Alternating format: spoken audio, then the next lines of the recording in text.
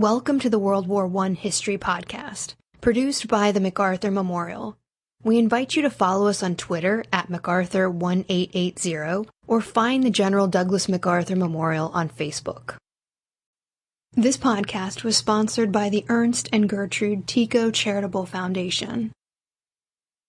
When World War I began in 1914, Catholic priests were virtual pariahs in France. This was the result of a trend towards anti-clericalism that began with the French Revolution and continued in fits and starts into the 20th century.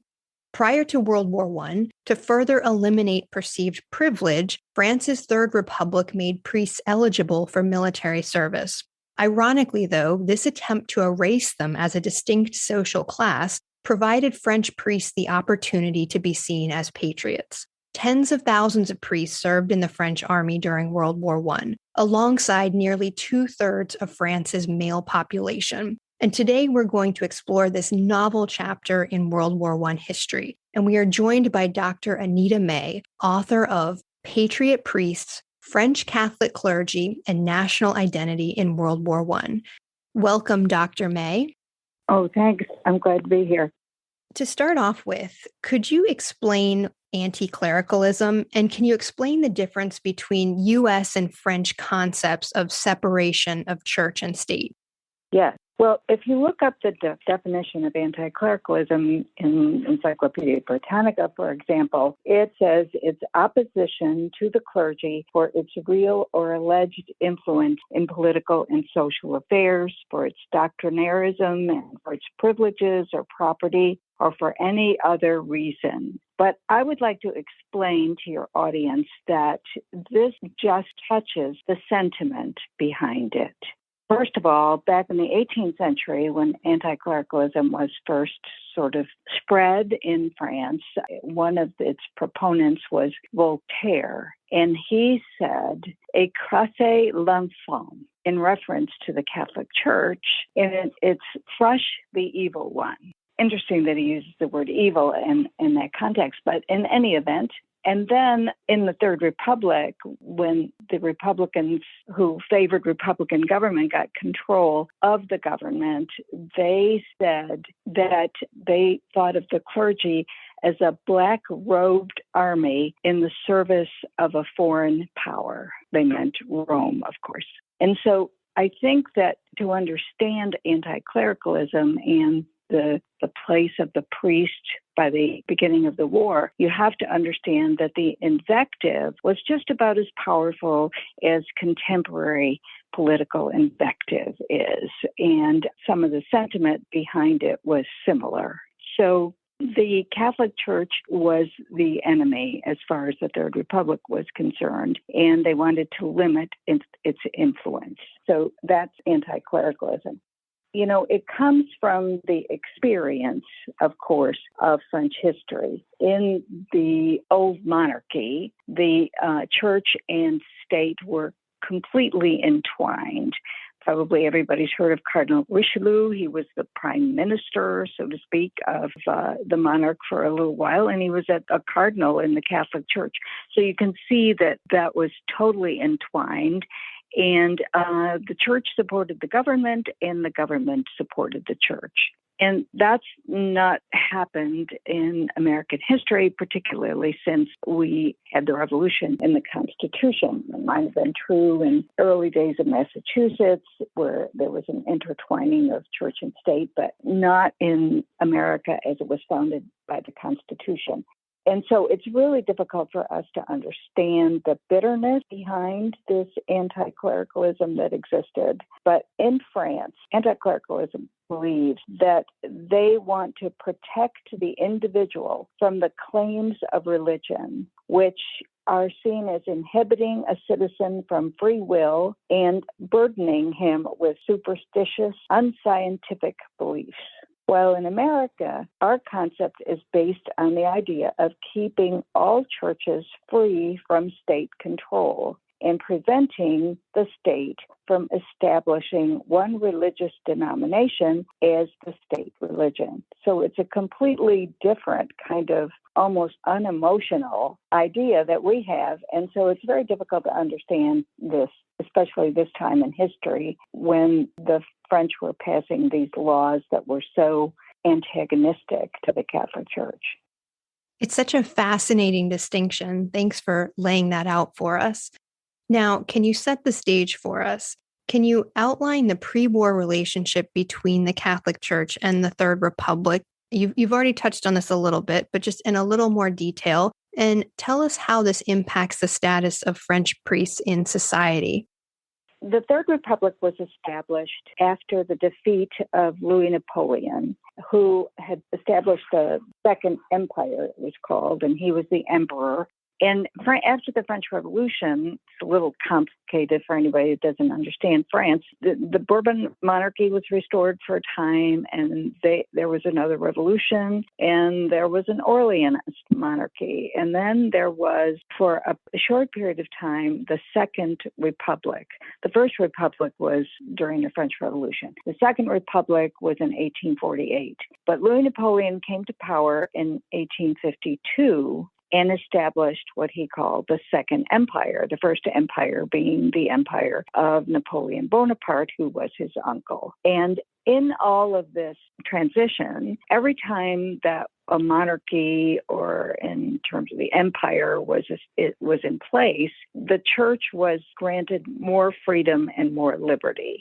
Never did they restore the privileges and the property that were taken away in the French Revolution. French Revolution confiscated church property and actually made clergy marry if they were going to stay in France and take an oath to the French Revolution. That never happened again in that profound way. And when Napoleon came into power, he established a concordat with the Pope in 1801, which is also extremely peculiar to Americans, because in this concordat, he recognized the Catholic religion as the religion of the majority of the French people. But what he did was he set up the clergy of all denominations, including Protestants and Jews, as civil servants. And so there was a ministry of worship that administered the appointments of the leaders of the churches. For instance, the government would propose several people to the Pope to become bishop, and then the Pope was free to choose among those three. And there were extensive examinations, as if, it was some kind of, they expected them to be some kind of spies into their background, etc., before they could be approved by the state of France and then given over to the Pope. And it's very interesting then that the ministers of the Catholic Church and Protestant and Jewish were all civil servants. And the church was supported by public funds. So all the buildings, etc., were supported by public funds. It was not necessary to raise money to support the churches or the salaries of the incumbent priests or bishops. But what happened because of the burgeoning anti-clericalism in the Third Republic, the privileges, so to speak, that were given to the clergy and the Catholic Church under the Second Empire, which was much greater control in education, primarily that, and giving local clergy importance in secular affairs in various provinces and towns. They wanted to take all of that away. And because the Catholic Church seemed to want to restore the monarchy, that was the big animosity at that time.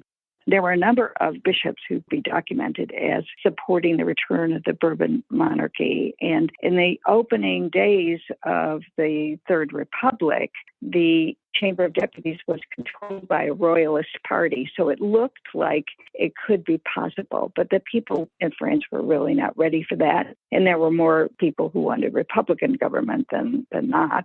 But when the Republicans got in charge, they were so paranoid, I have to say, about the power of the Catholic Church that they wanted to restrict their power. And they particularly were interested in education. So they started, they didn't have at this time public schools for the primary grades. They were mostly in the hands of nuns and priests, and that all changed. That was one of the primary things. And then they took away power to give advanced degrees as well. And because they felt that education was the primary way in which the church was influencing people. They were particularly afraid of religious orders, and I would have to say they were most afraid of the Jesuits probably, but they passed a law to exile. Well, nobody could be a religious order and stay in France. You couldn't live communally in France.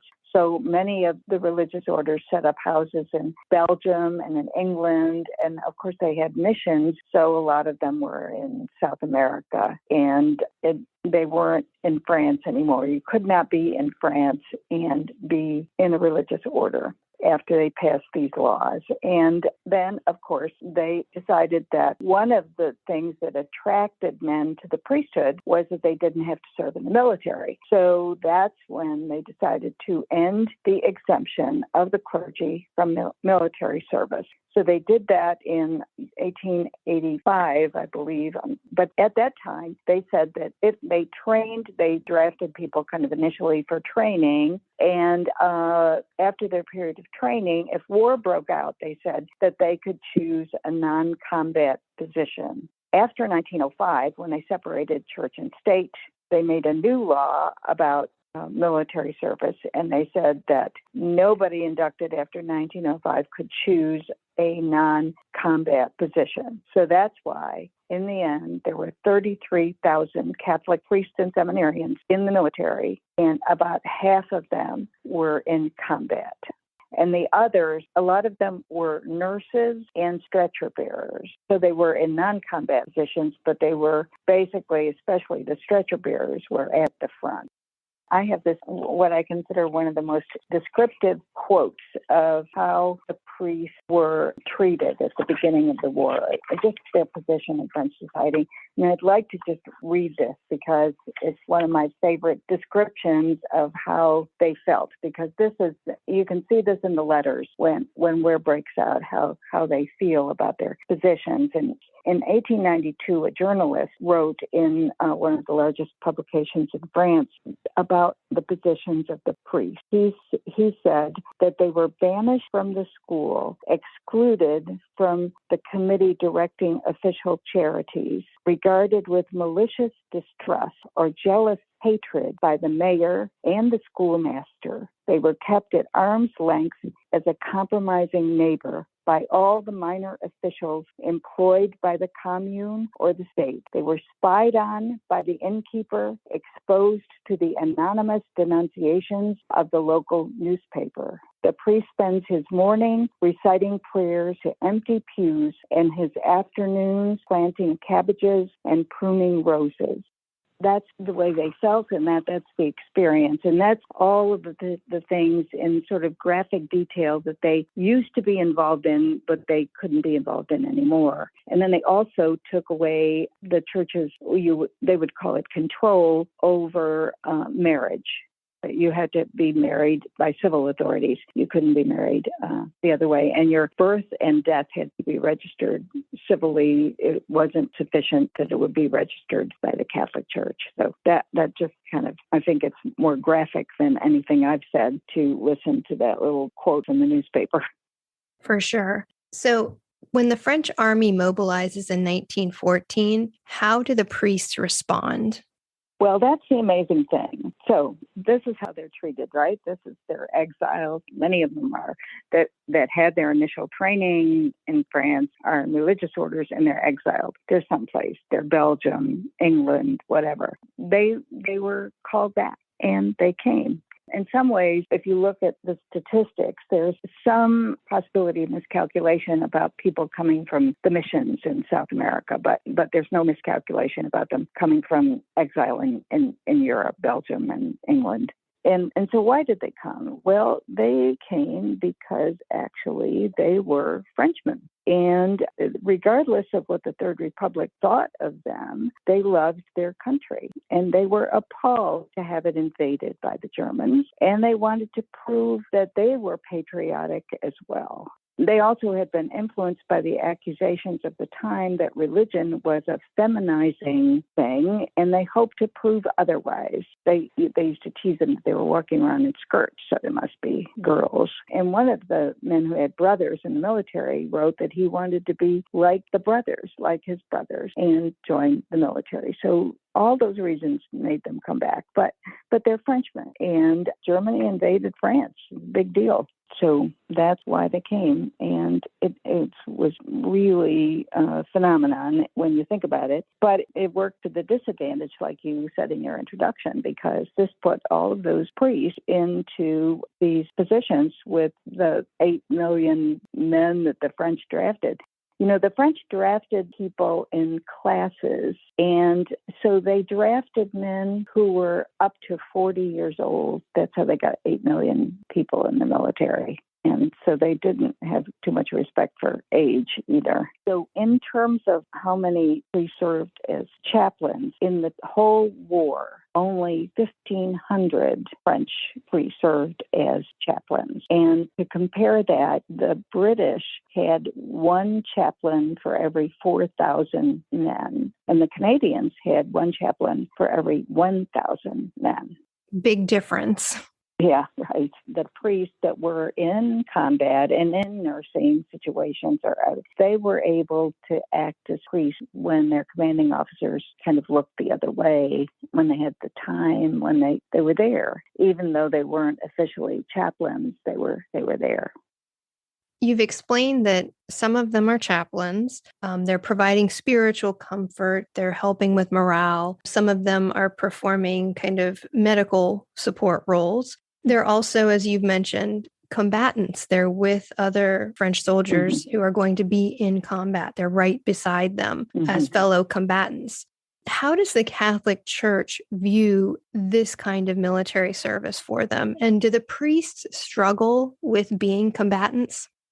Oh, yeah. Well, the bishops were appalled by the first law ending the clerical exemption in 1889. But when the war began, they rallied to the French cause. Cardinal Amat, who was the Archbishop of Paris at the time, he said that he wanted the Catholics to be the first to respond to the call for union sacrée. And so they responded just loyally, I would have to say. And even though canon law actually prohibits clergy from engaging in combat, but even the Vatican granted a special dispensation for priests who were conscripted by their government to be in combat. So they were completely cooperative. But then the other thing about it was that they quickly saw it as a way to prove their loyalty to France, which was much demeaned by the Third Republic. You remember that I said that they were a black-robed army in the service of a foreign power, and that's a pretty heavy accusation. So they wanted to prove that they were loyal to their country, and so they thought that this was a really excellent proof to have the priests serve in the armed forces. You profile a number of priests in your book. Could you share a few of their stories? Yes, and that answers your question about how they reacted to combat. I've got a number of priests that I can talk about. I have to say my favorite and one of the most articulate of the priests is a Jesuit who became very famous in later life as he's a paleontologist, and he was also a philosopher, and his name is Pierre Teilhard de Chardin. And he came from a noble family in Clermont-Ferrand, and they had a tradition, of course, of military service. And it was he who wanted to be like his brothers because his brothers were all in the military. They had 6 sons. They were all in the military. and one of them, by the time he was called up, had just been killed. And so he's the one that said he wanted to be like the others, and he wanted to share in this experience, and stated, for us soldier priests, war was a baptism into reality. And that's one of the things he thought about it. But he was hopeful that by that service he would have some influence with his fellow troops. And when he first went into the war, he thought that was a distinct possibility. After a while, he began to believe that he wasn't having very much influence, but he stayed. But, he had purposely chosen, because he was in the class before 1905, a non-combat position. And I think that one of the things that was most astonishing to me is what he wrote in February of 1917 to his cousin. Most of what I know about him, he published in the war, was published in letters to his cousin Marguerite. And he said, I assure you that I'd 1,000 times rather be throwing grenades or handling a machine gun than be supernumerate as I am now. What I'm going to say may not be very orthodox, and yet I believe there's a core of truth in it. I feel that doing so, I would be more a priest. Isn't a priest a man who has to bear the burden of life in all its forms and shows by his own life how human work and love of God can be combined? I'd be interested to know how many of us soldier priests think the same. I don't know whether I should react against this tendency, but I feel that I'm not being honest with myself unless I say what I think. If I said anything else, I'd be doing violence to my own self. Fundamentally, however, since we seem to be approaching the end of the war, it is really an academic question. But if I had to start again, I wouldn't take the line I did in 1914 of choosing a non-combat position. I think that was one of the most startling revelations that I ran into in studying the reactions of these priests. The other thing was later on he described this, which is on the lips of many soldiers, priests, and non-soldiers. He said later in 1917, he wrote his cousin again, and he said that he was working on a book, which he was calling Nostalgia for the Front. And he explained that he wanted to describe the feeling and provide some reason for it.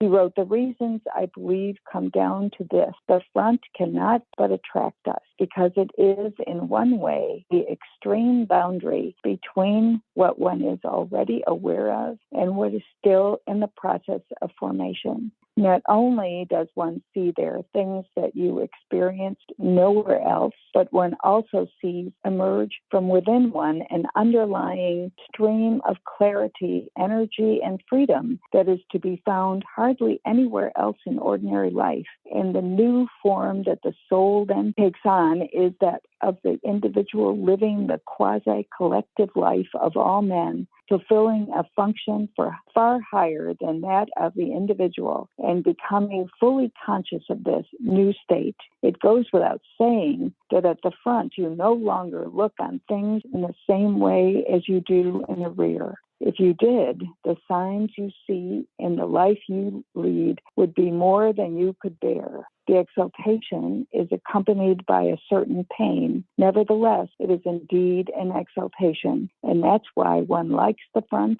in spite of everything and misses it. And he is not the only one that said things like that, which is really fascinating. Definitely. Do you have any other stories?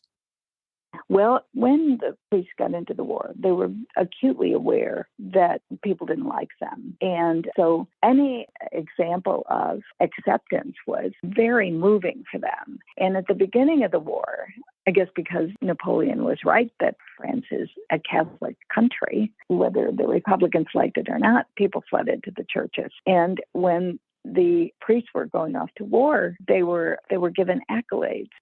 There was one group of Franciscans who returned on a train, and they said they were met at the station with praise and accolades by the crowd.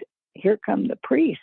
So they were kind of amazed, but it was still difficult for them to go into the barracks, and especially for some of the young seminarians. And I think they were very, very unsure of themselves. And this one 23-year-old seminarian, whose name is Bernard Laverne, was pretty uncertain.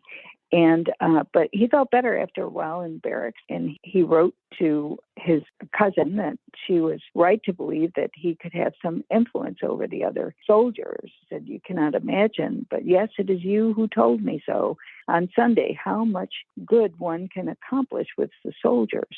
This daily contact with the men places us in a position to show them very well. Moreover, they are often simple and trusting, especially in the regiments." He believed that a discreet apostolate would be the most effective to lead men back to the faith. He had great confidence in his beliefs and thought that his best preaching would be his silent example of faith. And he was an extremely brave young soldier, and his fate was pretty awful. But at first, he was also extremely proud to be in the military because his father had been in the military, and he wrote his father about his service. But then he wrote another letter, just to show you how conflicted these young men can be. He wrote another letter to his female cousin. "The war we are going to make, if you knew the métier we have learned, whose tiniest details they have taught us, this will be offensive war, incessant attack on entrenched positions, attack day and night, and always with bayonets. What will be hard, finally, is to jump into one trench, then another, to find men who will cry out, perhaps on their knees, 'Comrades, comrades,' and then to have the instruction, the order, the duty to kill them all the same. I am going to say some horrible things if I continue, and moreover, that is that I have some buddies who have done this already. I do not fear death, but if it is necessary to get into hand-to-hand fighting, how will I close my eyes without seeing before me their mother, their wife, their children? How will I repeat to the divine model the words I have often said? What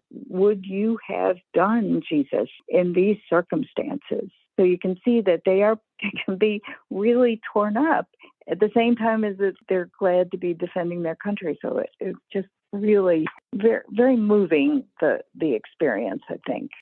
It is very moving. Now, fraternity is a major part of French national identity. And during the war, we already mentioned that about 2/3 of French men are mobilized. And as you've laid out, there are a lot of French priests sharing the hardships and daily lives of these men.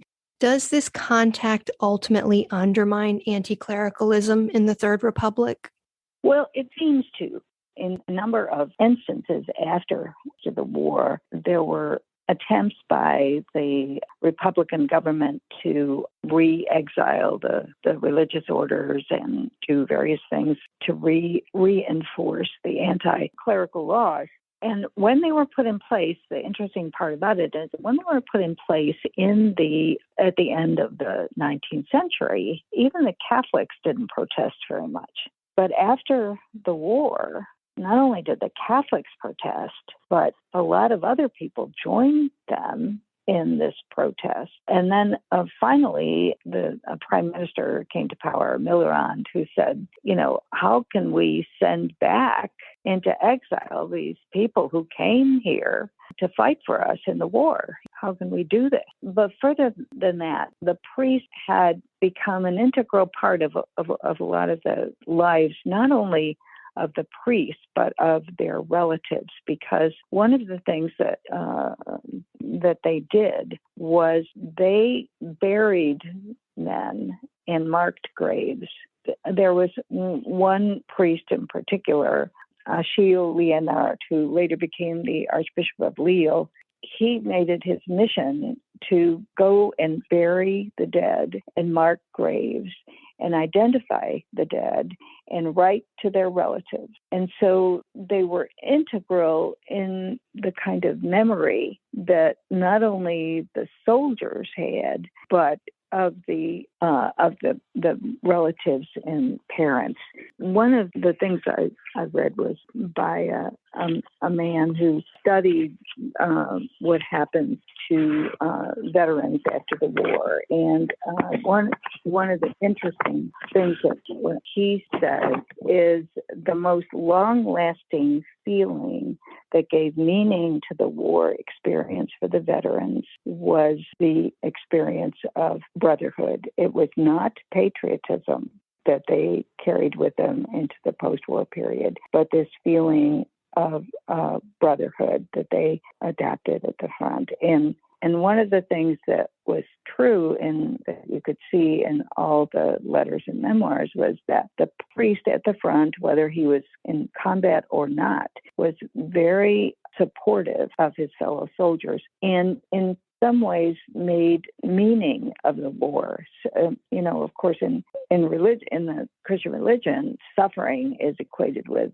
Jesus. And so it's this kind of idea that they would impart to the soldiers that suffering was a valid experience, gave to a number of them anyway a sense of meaning. And these are the only things that I ever read about World War I in terms of really articulate explanation, as opposed to the British poets and some of their accounts of the war, is that it comes out in experience that this war is meaningless. But these priests had this ability to impart meaning by their definition of the value of sacrifice and brotherhood that they felt for each other. So there's a lot of support after the war for former priests and former priests who had formerly been at the front.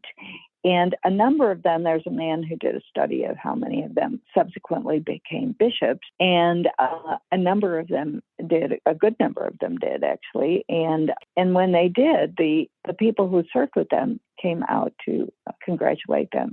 And so you had this sense that even though many of them were not regular attenders of church services, that they had this fondness for the clergy, which made it impossible for the French government to reenact or reinforce, I should say, the secular laws. And so it was a big deal that they did earn respect, and it filtered into the post-war period for many of them. You don't really change after an experience like that, your attitude towards your fellow soldiers. In 1920, Pope Benedict XV canonized Joan of Arc. It's the beginning of a period of improvement in the relationship between France and the Catholic Church. Does this happen without the service of French priests in World War I? Well, I don't think so, because as I said, initially the Republicans wanted to reinstate, they called their anti-clerical laws sacrosanct. And so one of the interesting things was they had a number of negotiations, and that was in the negotiations that I quoted the Millerand and what he said about he couldn't see sending away the men who had come to France to be a part of the war effort and then to send them into exile because they're members of religious orders. So in the 1920s, although there was a number of negotiations between the Vatican and bishops and the church, and in the negotiations with the men in the Chamber of Deputies, finally the Archbishop of Paris, who is still Cardinal Lamet, agreed to compromise language that although those anti-clerical laws would stay on the book, the new government would understand that, as they put it, secularization must be harmonized with the liberties and the rights of all citizens, whatever their religious views. And in this way, religious peace will be assured to the country. And then Benedict XV, who negotiated with the government, then settled some of the disputes that previously had occurred between the Vatican and the state. And so the canonization of Joan of Arc was kind of symbolic of the growing sentiment of peace between the Church and the Third Republic. Any final thoughts on this topic? It really is difficult for an American to understand, I have to say, because we just don't have the same experience at all. But one of the things that was clear is that you can't expect people to go through a war without being changed by it. And if it's to produce despair, as it was for many people, then that's awful. But I think the participation of the priests and their attitudes helped a number of people to not despair. And that was a really important thing. And it also seems to me that it was a way of bringing a kind of a reconciliation that wouldn't have been possible without it between the Catholic Church and the government of France. And I think that was really important. It was also important that the church, that the priests recognized, and they said this over and over again themselves, that even if they couldn't get men back into the church, they could still accept them as brothers. And that was a big thing on both sides, that they came to regard each other as fellow human beings, fellow sufferers, and fellow survivors. And I think that's a wonderful thing. I have to say that, especially in terms of brotherhood, a number of my friends that were soldiers, and they identified with my priest a great deal in their experience of service. And I was gratified hearing what they thought of the book. So. Well, it was a very interesting work, and I really appreciate you joining us today to share your research with us. Thank you. Thank you for listening. If you have questions, suggestions, or comments, we want to hear from you. You can find us on Twitter at MacArthur1880, on Facebook as the General Douglas MacArthur Memorial, or you can email MacArthurMemorial@norfolk.gov.